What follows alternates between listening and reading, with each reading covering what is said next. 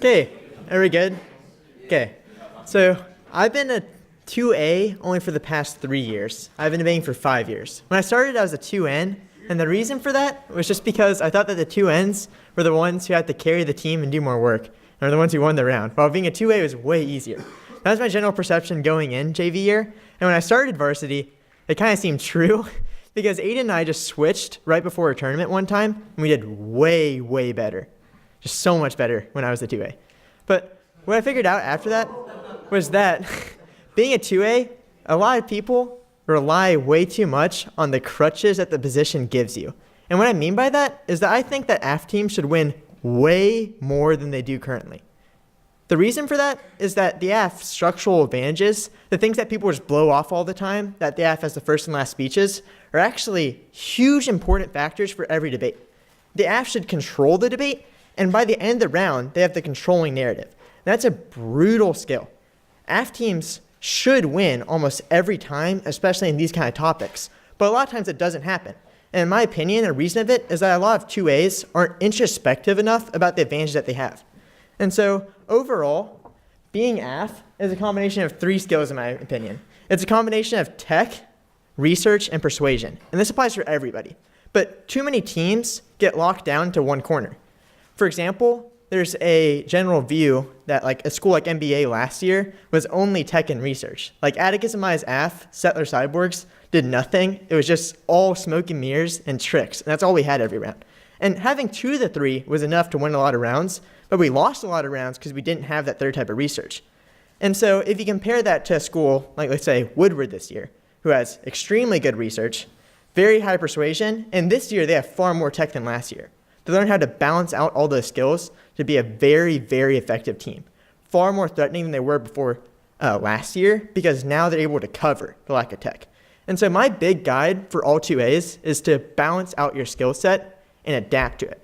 1As have the exact same triangle, but the 1AR only needs 2 of these 3 things. It just needs tech and the 1AC's research, and that's it. A lot of teams rely too much on that 1AC research. Like I can think of rounds when Carrollton would just point to a card, and then that's it, instead of elaborating what the card said. And so more this year, I see them developing that kind of tech. What NBA teams have started more recently is having both the research, tech, and persuasion, and combining those to be a lot better. I like that a lot. And so generally, what every 2A needs to do is figure out what type of AF they like. A lot of times people just pick AFs because it's what's given to them by the team. But I think 2A should have a reason why they pick all types of AFs. I figured out, I think, 5 types of AFs that I think are the main types generally. The first is just the true big stick AF. On this topic, it's just high-skilled immigration, an AF that has core advantages inherent to what it is. Last year, it could have been something like Title I with an econ scenario. The year before that, it was something like the Taiwan AF, based off of a big impact. All these AFs are extremely strong because they have an extreme amount of literature behind them defending it. They're big and they're easy to defend. Easy to persuade judges as well. The problem with many of these AFs is that they have an equal amount of neg research as well. They are debatable issues. They have things that have counters against them and inherent setbacks by design because of the scope of them.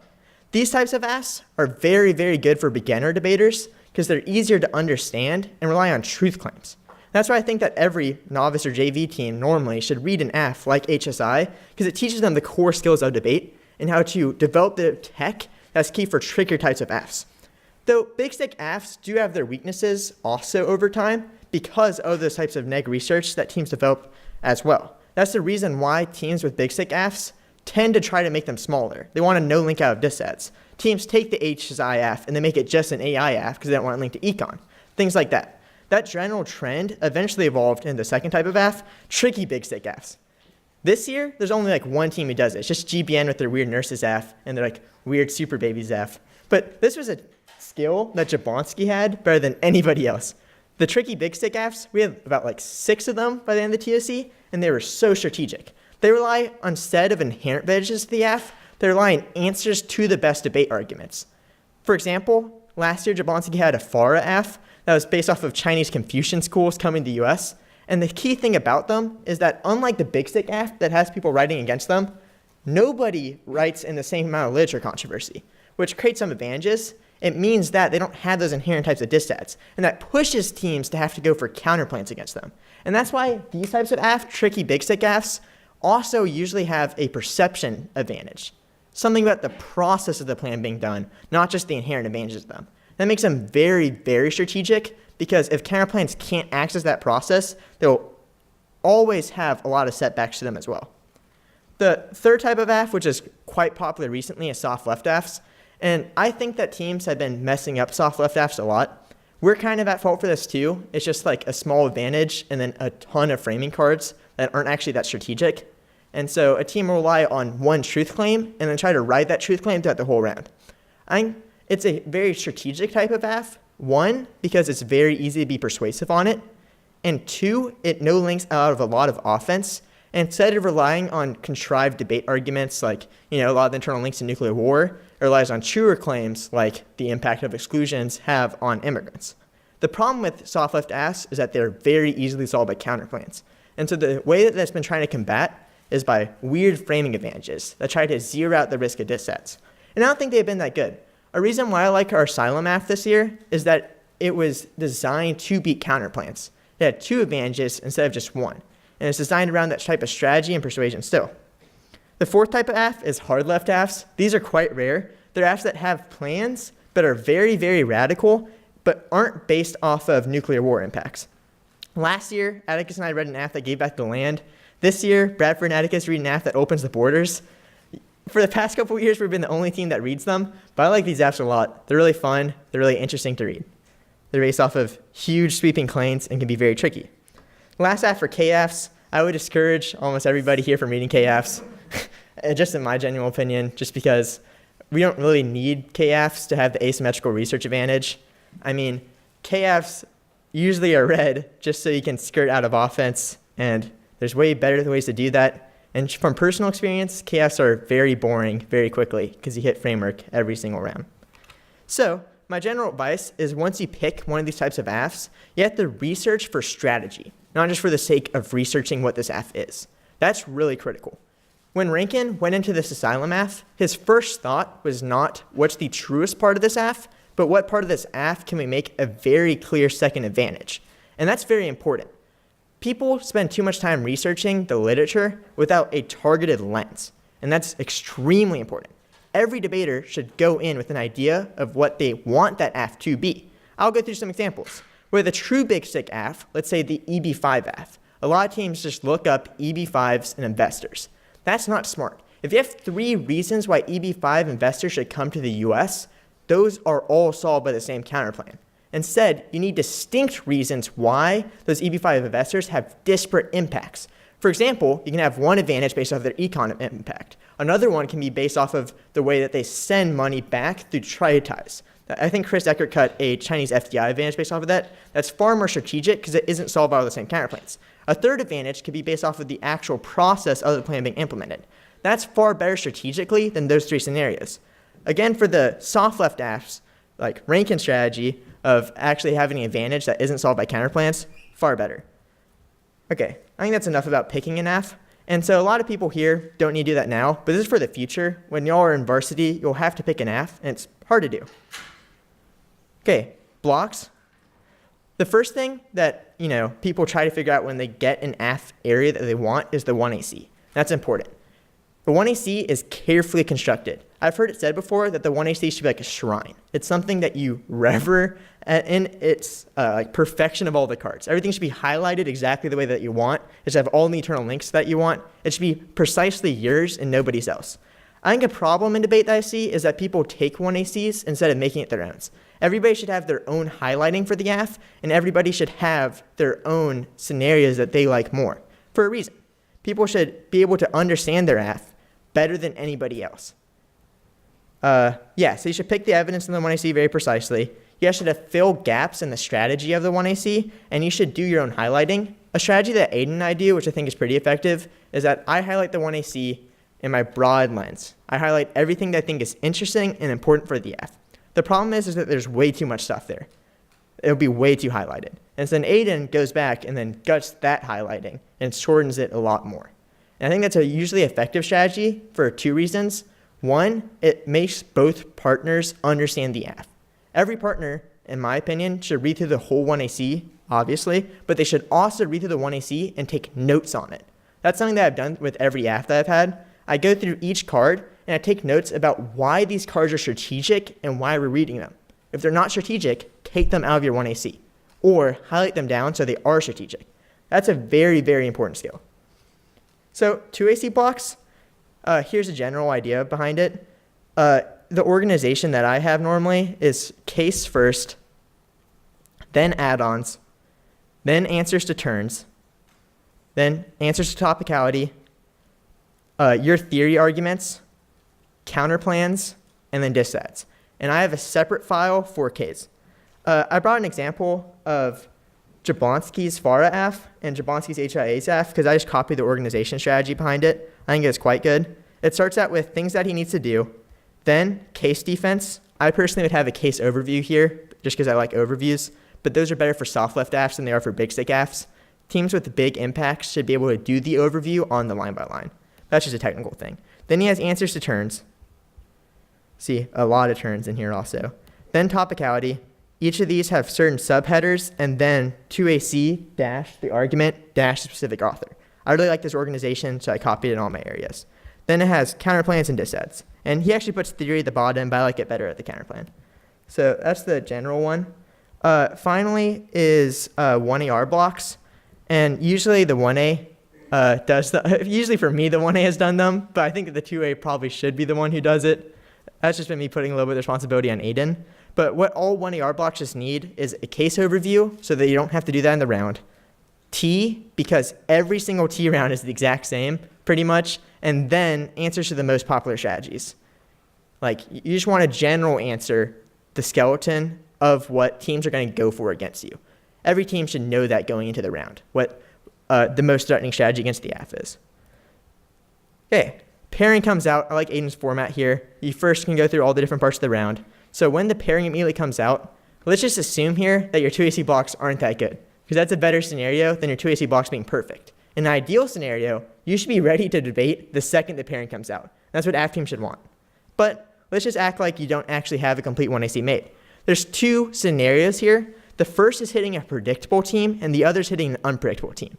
I prep these very differently. If against a team who's the usual suspects, teams that hit all the time, teams that have clear wikis, and teams that we've hit before, I use what I call the delete method, and I compare that to surprise teams, the add method. And these are a little bit distinct. Against the usual suspects, I make something that I just call a 2AC prep doc. And so here's my prep doc against Greenhill EG. I looked at everything on their wiki from before, everything that they read against Bradford, and everything that they read against us. And I just made a compiled doc. And the reason why I did this is that under each of these headers, unlike my 2AC blocks, I specialized them to their offense, and I took out answers when they weren't needed. I made them more streamlined, knowing what they're going to go for. And so then against all their offense, I had more specific answers. And when the round came, literally, my speech 2AC is right here. It's almost identical, and I just deleted things that weren't in the doc. Made it extremely, extremely easy. Last year on the AF, I almost exclusively used this method of making a 2AC prep doc and deleting stuff. And for the whole first semester, I think I took prep like twice because of it. And I didn't need to take prep because a lot of the time before the round, I would have my whole 2AC already written, and during the 1NC, it'd be far easier to prep. The other way is just the add method. And so here's a little bit of technology that I can learn right now. The first one is tildes. I think everybody should be using them, and nobody does, and I don't use them enough. All it does is that anybody with the verbatim, I'm not sure how it works on Mac, is that verbatim has an automatic function. When you click the tilde button, it creates a speech doc. I can probably show it right now. You just press tilde. It says create. Oh yeah, it's already sending it to my current speech doc. So let me just delete that. This is a generic speech doc. If you just go to any of the headers, it copies everything from that header down. So if I press this advantage one, it goes from everything on that advantage subheader to the framing page. And when I press the tilde button, without switching over to the page, it automatically copies in the advantage, which is super sick. You can use it everywhere. So usually against these surprise teams, like teams that I'm not ready for, I'll just scroll down. If I hit wages, just press wages, and that's it. Way easier than having to scroll down and change it after that.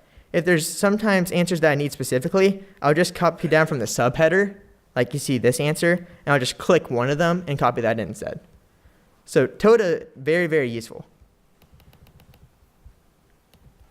Another one is shortcuts. This is one that I found out under camp that I thought was pretty cool. Not many people use it. This one that I have, if I type out the word condo and then I press enter, it copies in conditionality, which is pretty dope. You can actually use this for a lot of stuff. The way that you do that is it's insert and then, I don't remember which one of these it is. I think it's this one. No. Oh, it's this one. It's this one. You see quick parts right here? Yeah, everybody should see that. Quick parts, if you highlight in one of your blocks and then you do auto text, it has certain headers that you can do just from typing in words, and it copies in automatically, which I think is super cool. I haven't explored it enough, but you can be way faster at that. The last one is like Harrington's sneaky method of deleting all analytics with a press of a button. I have no idea how he does it, but it's really, really OP in my opinion. You have to make like a new font and then have a macro to do it. I don't understand it, but my opinion, all 2As should delete analytics, even though Austin disagrees with it. Personally, it's a couple reasons. One is that people steal your stuff. Two is that people will prep out your stuff word for word, which is really, really bad if they have all of your answers. And three, I think it kind of looks scrubby. That's just my personal opinion, though. Sorry, Austin. Mr. Yorko. But Mr. Yorko. Okay, 1AC. This is less about the actual reading the 1AC, but the prep for it.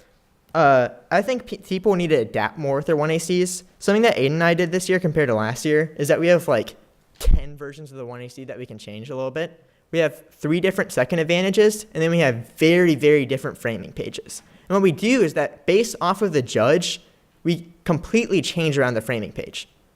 So if it's a judge who hates probability first and really likes util bad, let's say, you get rid of the probability first and you have more util bad cards. You should be willing to adapt to the judge, read different AFs in front of them so you can be put in the best spot possible. If you're hitting a team who only goes for the K, obviously have a 1AC that has K answers instead of disset answers. If you're hitting a team who has both, have a combination version of the 1AC that's able to answer both as well. Obviously, it seems pretty intuitive, but I've seen a lot of teams just have 1ACs that aren't applicable at all to the 1NC. And that's a bad scenario you want to be in. You want the 1AC, almost all of it, to be very threatening for the 1NC, that they have to answer as much as possible. This is easier to do with big sick AFs. A lot of times if you have 15 impacts, you can exploit it when the 1N drops impacts. But with the soft left AF, it's a lot harder to do, and that's why you want your framing cards to be distinct and have different warrants that are hard to answer.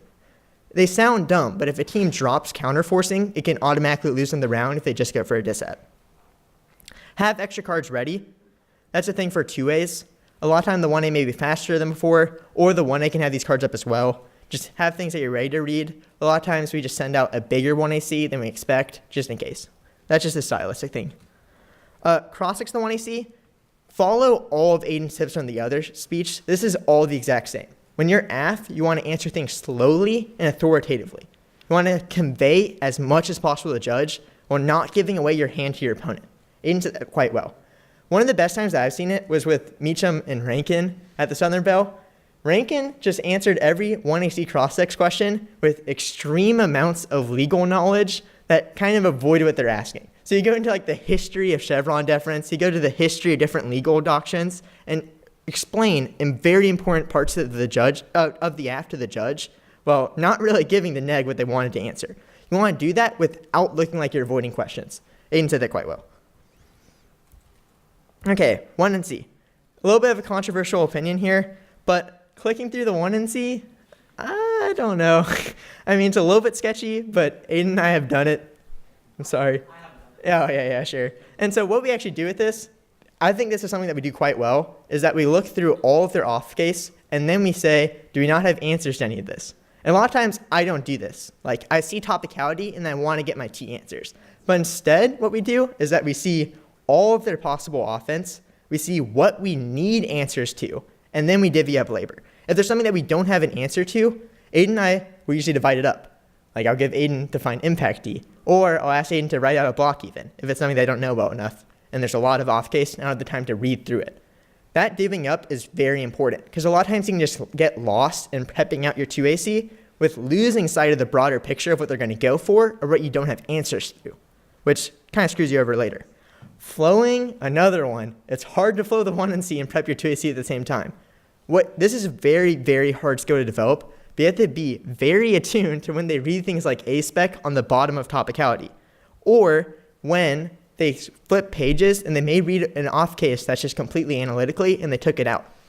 Those are very, very important skills, and if you don't flow the 1 and C, you're going to lose the round automatically if you aren't able to listen for that. But I almost never flow 1 and Cs. But what I do is that I listen to it very closely, and Aiden also listens to it and makes sure if they say something tricky that way. But neither of us actually flow the 1 and C. A little bit of a controversial opinion. I think for younger debaters, it's better not to follow that and flow more instead of less. Biggest thing, efficiency over all else in your prepping. You want to make sure that you're prepping so you have everything that you need to answer first. Very important.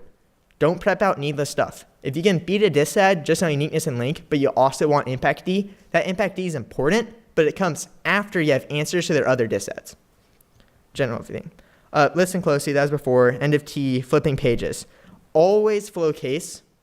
Whenever they move to case, I immediately go back to my page because most teams have analytics snuck in on case, and they're very selective about the cards they read because for some reason every team has a bias to reading as many off cases as possible and as little as the case cards as possible. And so I've seen so many 2As answer cards that weren't there. Just flow case and also do the line by line on case while they're spreading it. What I do, because I've practiced the Aff a lot, is shadow flow their case answers. That's quite important. When I hear the word circumvention, instead of writing them saying circumvention, I write no circumvention. And then I write 2 subpoints. Usually I'll say something like durable fiat and not our mechanism. I'll just write down those words, and then in the 2AC, I'll know enough about the Aff to explain that off the top of my head. That'd be more in the 2AC blocks. Okay. Actual 2AC prep, I tried to minimize it last year. This year I've kind of changed that. I'm more fine with taking more 2AC prep. I think that's an important thing. 2AC prep should be minimized, but shouldn't just try to be thrown off because you want to be as fast as possible. A lot of times, the 2AC will win or lose the round based off of how well you can answer something. And if it's a new argument, you want to make sure that you have a strategy to it, especially against higher level teams, because those new arguments are a lot of times their argument, the one they want to go for. And it's a skill to locate what they want to go for and overcover that in the 2AC, and your prep should reflect that idea also. You want to be able to have a lot of answers on those most scary off case so you don't have to improvise it. Splitting up work is what I said before. The 1A doesn't have that much to do during the 1 and C besides prep their 1AR. So a lot of times you can have them find impact D or find those other types of cards. You just don't want them sitting around doing nothing except for prepping for 2AC Acrostics or whatever it is, the 2 and C. The actual order of the 2AC, always put case on top. General rule. I bet everybody here knows this already, but you want your offense first. Next, do topicality. It's what you can auto lose the round on. You want to answer it next. The next one is depending on the team for me. If I'm hitting a team who's going to go for the K, I put the K first. If I'm hitting for a team that's not going to go for the K, I put the K on bottom. That's a little bit controversial. The K right after T is pretty easy, and you should have your bare bones answer. Then counterplan, then dissad. Makes logical sense.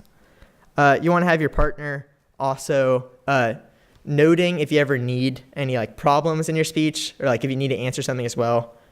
Usually your partner can interrupt you at a good time.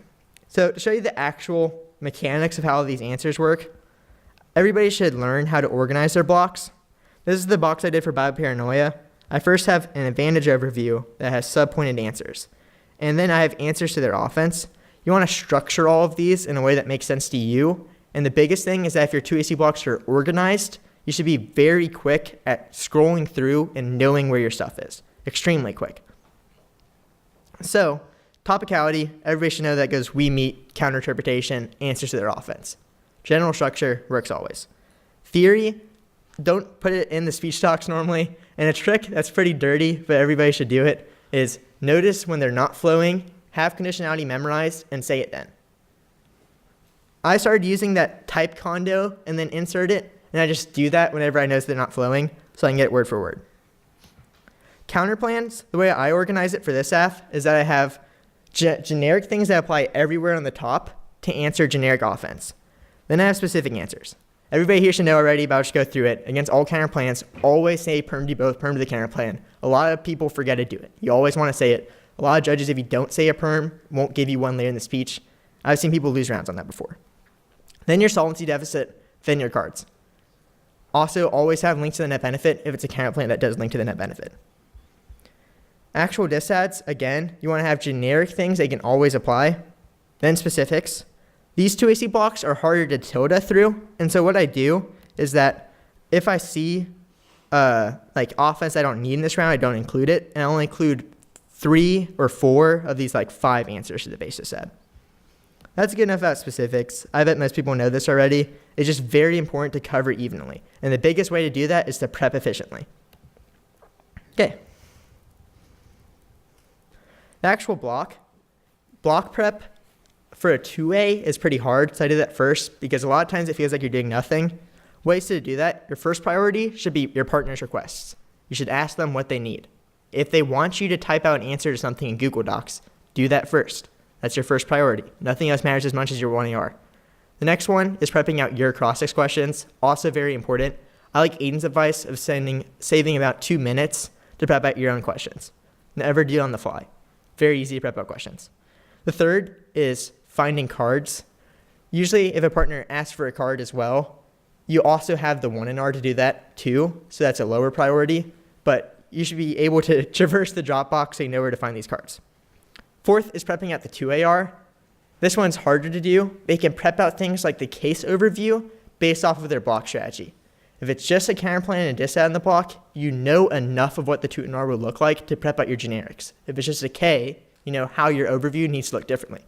For example, Atticus, when he was a sophomore, had almost all of his 2AR written out by the 2AR. And the way that he did that was that during the block, he wouldn't listen, but he would just write down his whole 2AR. And then during the 1AR, he wouldn't listen and just write down the whole 2AR. And then during the 2NR, he would flow it and then change his 2AR based off of that. That's the worst scenario of this, but it's very effective. And it's a good advice of how you want to have parts of your 2AR already written out before. Not that much, though. Okay, 1AR advice. This is all from Aiden. He sent me out a pretty big email about this. A lot of hot takes in here. I don't know if I agree with them. The first hot take is don't flow the 1NC or the 2AC. I don't know about that one, but the way that he doesn't flow the 2AC is that he knows the 2AC blocks well enough, and most people don't know this. That's the important part. You should flow your 2ACs. This is a tip for mostly the higher varsity, is that a lot of times you don't need to flow the 2AC, but I would recommend everybody does it. This is Aiden's controversial takes. Very, very controversial takes. But his thing is that he also flows case always to use the partner's line by line in your own line by line. Always use your partner's wordings in the 1AR so it doesn't sound like it's new. And 2, whenever the partner goes off their flow and says something, always make sure you write that down. A lot of times those arguments just disappear because the partner only flows the speech doc, nothing else. Okay, Aiden's tips for blocking out the 1AR in the round. The first one is the guaranteed off case. For example, topicality. Most people should have topicality written out before the round, so it should be easy to copy and paste, but sometimes there's topicality they don't expect. During the 1NC and the 2AC and cross-sects, all those are moments where you can start writing out topicality answers before. Pretty easy. The next one is disads, starting out with impacty. So Aiden, as early as the 1NC, is already writing out extensions of impacty to the disad that they're probably going to go for, and the disad next after that, etc. And the things that you know are going to be there, already write them out. The third is counterplan top level, things like links to the net benefit, or an extension of a permutation against a guaranteed thing, or extension of your main solvency deficit arguments that apply no matter what. You can write those out during the 1NC against their main off. Finally, prep out 1NC questions during, this is just advice for 1ACs in general. You should prep out 1NC questions during the 1AC, or during the 1NC obviously.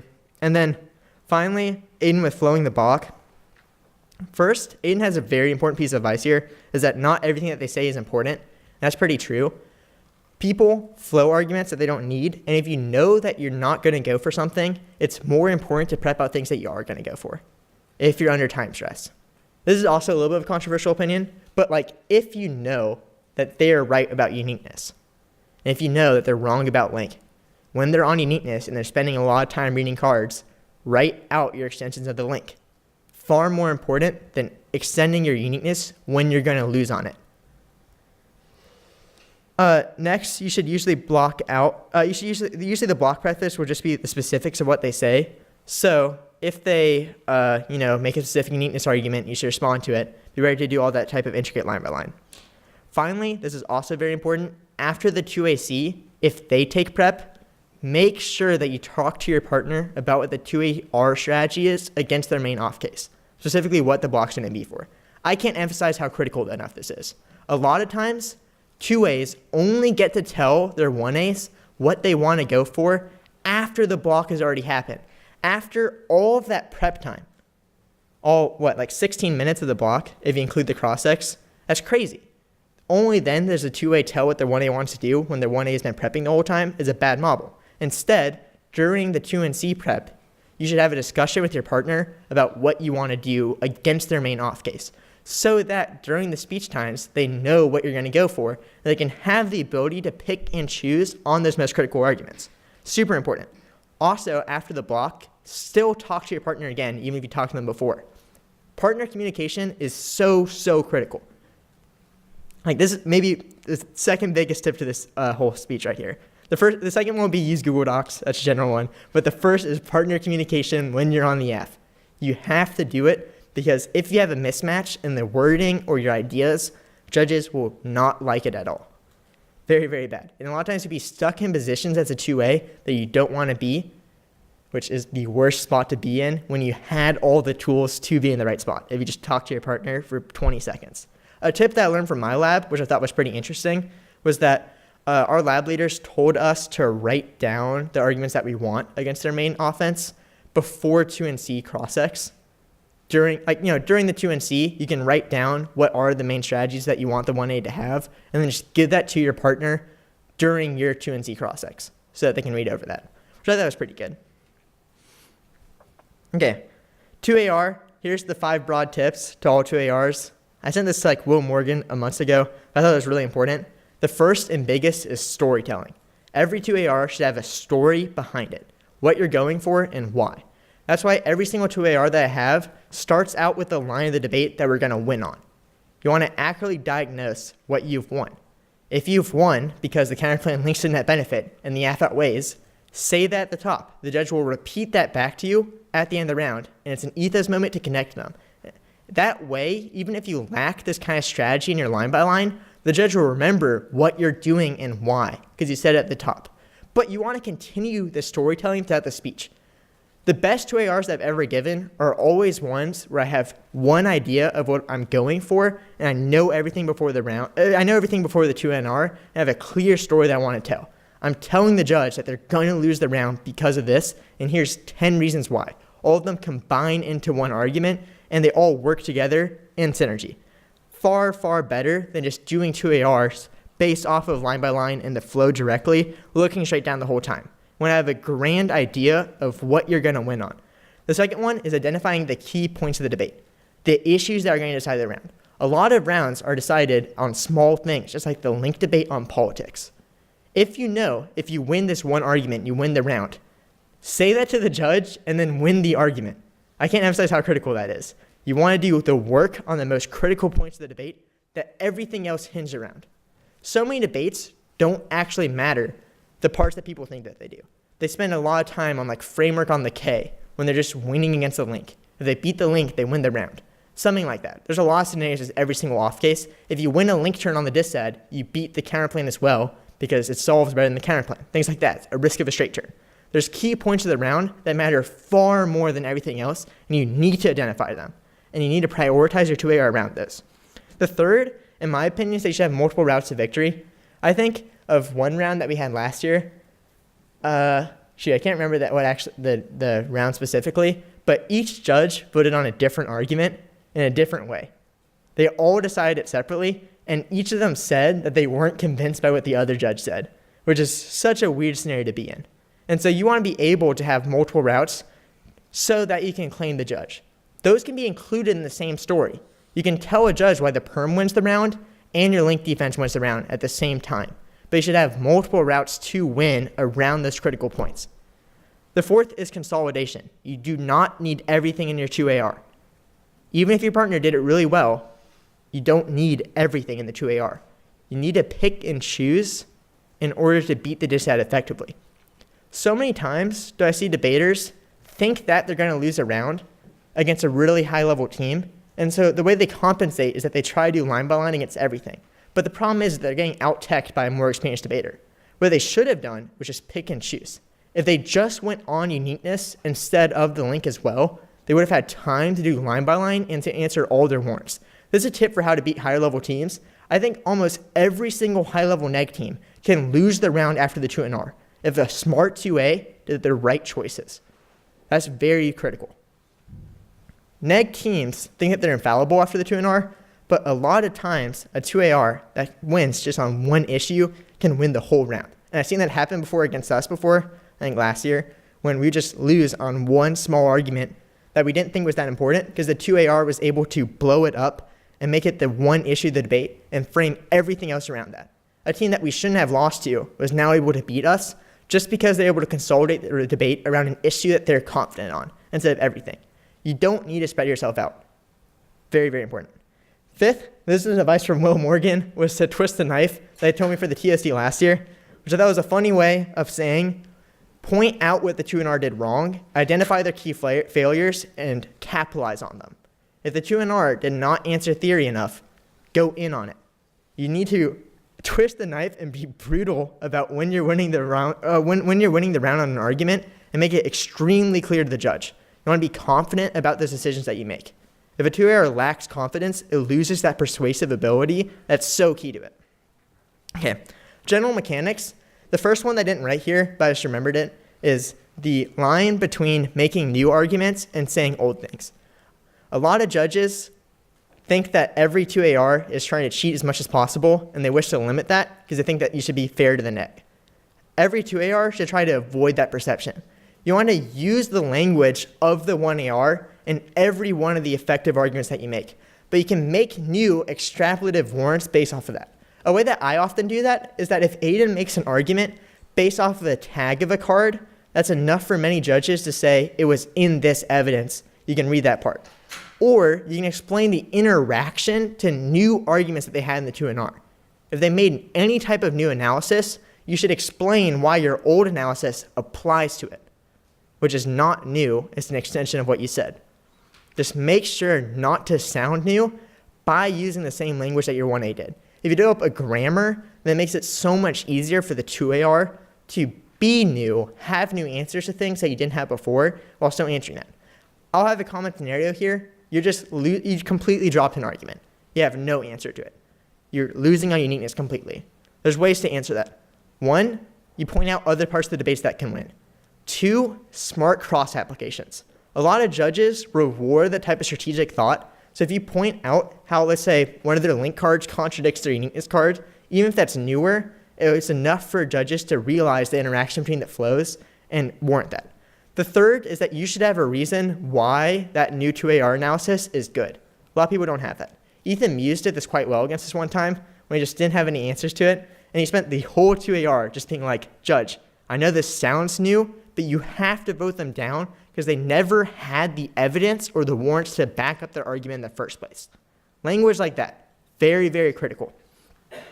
You can even give a generic example of this that I thought of camp last year was a team it was actually this year. A team in a lab round went for an argument that made no sense against us. It was topicality. This should have been the military resolution, not the immigration resolution. No sense at all. But I didn't actually answer it at all throughout the whole round. I didn't answer it in the 2NR. And so I was just thinking, wait a second, we just lost this argument on an argument that doesn't make any sense at all. How'd that happen? We never had an answer to it. And none of the debaters, because actually in front of a lot of debaters, none of the debaters voted on that. None of the debaters voted on that because it's such a dumb argument, it doesn't make sense. You want to explain to the judge, instead of relying on the debaters, why dumb arguments that make no sense shouldn't win the round automatically. You can tip judges towards the direction of truth, and you don't want to make it so clear that you're giving away your hand. Some mechanics stuff, I said it before, say the round winning sentence at the top. Very effective tool. Very effective tool. Have an ideal spread of the time.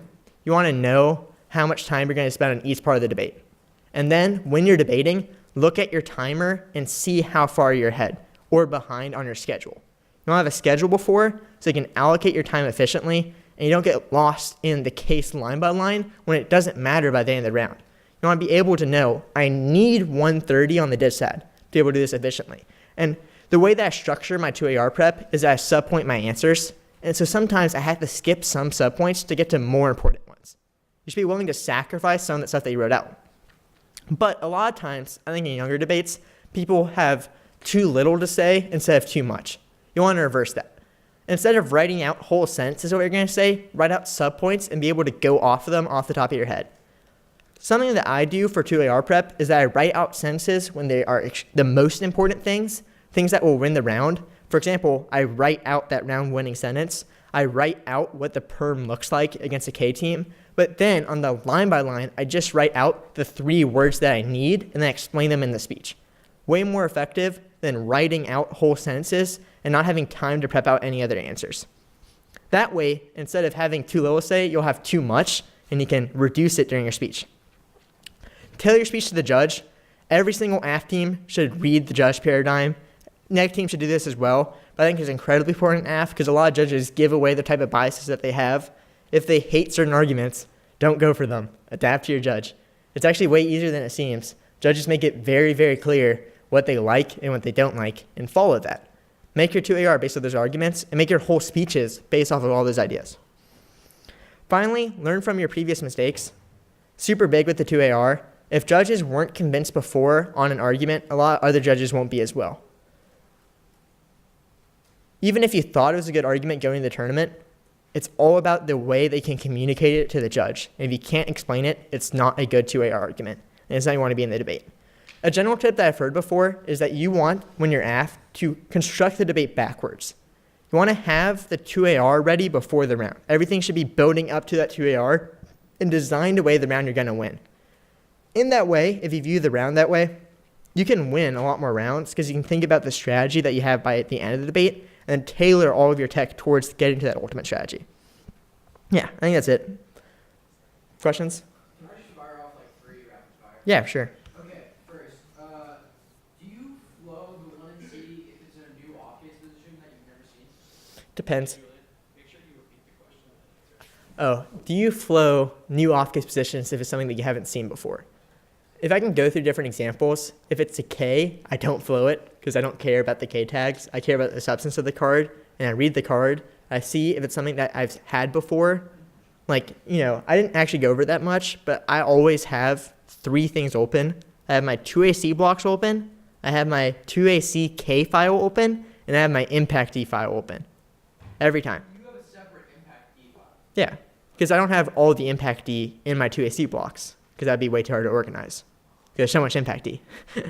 And so against new arguments like that, I don't flow it. I go to the area and then I answer it. If it's like a very, very tricky counterplan text, a lot of times I'll ask Aiden to figure it out over the next 5 minutes if I don't understand it. But otherwise, I write out the perms, I write out perm to the counterplan, and then I write out generic solvency deficits. Okay. You had 2 more questions? Yeah. How much prep do you think it's okay to take before the 2AC? Did you say how much prep is okay? Yeah. Oh, I think anywhere up to, let's say, 2 minutes and 30 seconds, but that's risking it. That's risky. Yeah, in my opinion, almost all 2A should aim for a minute of prep. 0 at best. This is just a technical question. Mm-hmm. Does tilde work if I highlight stuff and then it only switches over that? Yeah. Okay. No, tilting, if you copy in the text and you just copy that, it automatically just sends that text to the block. That's what I did. Implicit line by line. That's a big one also. For 2AC line by line, I forgot to say this because it's just a technical thing.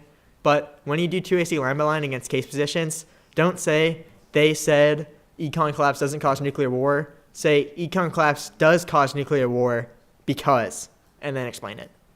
But don't do it too much. Sometimes you need to have breaks and the judges get too lost otherwise. Ashwin? What does it mean to click through the 1 and C? Ashwin asked what it meant to click through the 1 and C, and little bit sketchy. I mean, so yeah, we're gonna need to take this off of the recording. No, I'm kidding. Yeah, no. What I do is I actually read the headers. That's actually what I do normally because I don't want to click through it all. And so the sidebar has usually enough so I can figure out what the argument is. To counter that, when you send out the one and see, you should tab over several times just to make sure that it's not double in the header. Yeah. So they're looking at the navigation pane and they can't tell the reason. Yeah, that's some tricky 1 and C stuff if you didn't hear that. Yeah, in. Okay, 2AC line by line versus the K. This one's pretty important, so people should listen to this one. The way I structure my 2AC blocks is that I have a time for K line by line. I always have framework first, and then I have the perm, and usually I answer the link cards on that perm debate and make it sound like the perm is a better way to solve the link than they are.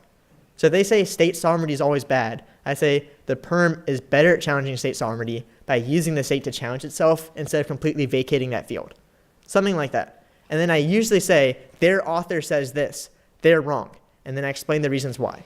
If it's a link card, I say, 1, it's not specific to the AF.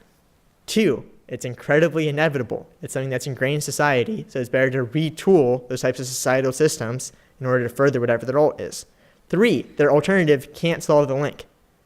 Pretty logical argument normally. If the link is just about the state generally, and they try to make the alt a pick, they link to their link as well, if they use the same type of increasing immigration.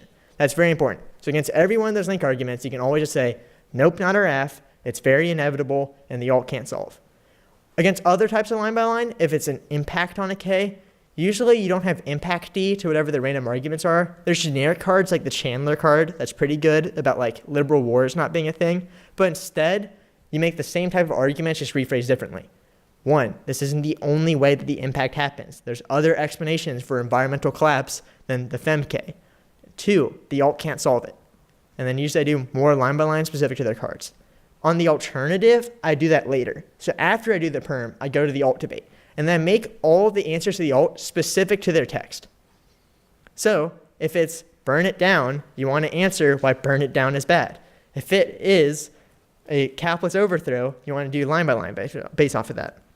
But if it's just analyze the system, you need radically different answers to burn it down. You want to say why analysis alone doesn't work. Well, you have to have forms of praxis. You want to be able to make it all specific to that. And so Aiden's question originally was just how you do the line by line, and this is more specific answers to that. And the way I usually do it is I just write out 3 of the generic answers, and I contextualize it either off the top of my head or if I have time. Other questions? Yeah. What should be like the ratio for line by line and cards in 2AC? Okay. The question was what's the ratio between line by line and cards? That question is more of a question of how you make your 2AC blocks. So I would say that your 2AC line by line on case itself is all line by line normally. Those 2AC overviews, I almost never use them. Instead, I use those overviews on the line by line. If you're reading a big stick AF, when they read impact D, that's when I extend my impact. Also critical is you always have to notice things that they drop. And so that's all the line by line. On the actual blocks themselves, answering specific arguments, usually enough of the analytics should already be in there. If there's ever a gap in your block, fill it. But the actual division should be made in your 2AC blocks. And usually, over time, you get more cards just because you do more research. And usually, judge likes cards better than analytics. And so, ideally, 2ACs against off case read a lot of cards because cards are usually more threatening than just flipping analytics. But you also make threatening analytics like perms. But you need to balance it, and it's different from the case debate to the off cases. Yeah, Ashwin? 2 questions. 1, your choice these blocks against like dissent, plans, whatever. Do you have like actually for dissent, say, do you have a top like a full blocker now, or like multiple analytics and cards, or do you just have like 2AC no link, 2AC this? So, Ashwin's question for the microphone was against on 2AC blocks to disads, whether or not you divide them or not, or if you just have the whole 2AC block. My opinion, pretty strongly, is that on disads, it's very important that you have, there's some word for it, but you have divided blocks, so it answers each part of their arguments. Like my 2AC, the base disad, isn't just one thing. I have answers to all the different possible impact scenarios, different impactee cards, different internal link cards, and I pick and choose them during the 2AC. That's different from counterplans, though. most counterplans for me are very generic, and I just can copy and paste the block. For the rule of Landy Aff, usually people read 2 different counterplans and then combine them into one. And so I have 2 separate headers, and I just combine those into one answer instead. And so usually I think that the combining doesn't take that long, and the trade-off from just having one answer to the basis ad a lot higher. And then second question, if it's like a new dissad that's not politics, like how do you get lengthy to that, or do you just see that? Ashton's question is, how do you answer new disads? The first one is, if it wasn't put out at camp, it's probably bad. And the way that you point out bad arguments is similar to the way that you point out bad evidence from Aiden. You scan through it. And what you can usually make are a couple of generic arguments. Like Aiden said in the last speech, one's reverse causality, whether or not their evidence is conclusive about that. The second is pointing out mismatches between their uniqueness and their link. A lot of times, disads rely on different arguments that don't actually relate to each other. The third is a lot of times their evidence, or just logically, there's answers to their arguments that are just true. Like, for example, let's say that somebody popped that protectionism dissad that Lincoln put out against I think the Carrollton NAF. That was just like, we would pull away from NAFTA. Just off the top of your head, you should just be able to make generic answers to it. 1, there's a bunch of other immigration issues. 2, Trump will do it inevitably, it doesn't matter. 3, the plan doesn't have any causal link to any of the change on trade policy because they're isolated. 4, trade policy is not the only issue that matters in overall economy. And then just find a generic impact card. You can just make those smart logical arguments at every one of their chains. Pretty easy to answer new dissavs. But a lot of the times, because I'm pretty lazy 2A, I just give it to Aiden. I'm just like, Aiden, answer this new dissad. I don't know what to do. And he just types out stuff. Okay, but like what if it's not, like what if it's politics? So that's like, that's not politics. The question is, what if it's politics is new? You should always have generic answers to politics. Thumpers always apply. Gut thing that you need to do is that if teams are breaking new politics dissads specifically against you, they may be tricky politics, like reverse politics or something. That's a whole different rabbit hole. But it can be a tricky style argument, and so you want to make sure that they're not trying to mislead you. We used to do that all the time, where we'd like tag our uniqueness and link cards to look like they went one way when they said the exact opposite of it. So teams would just only read cards for us. And you want to be able to call that out by reading their evidence, because their evidence is always going to be quite trash. Other questions? Okay. I can answer more any time.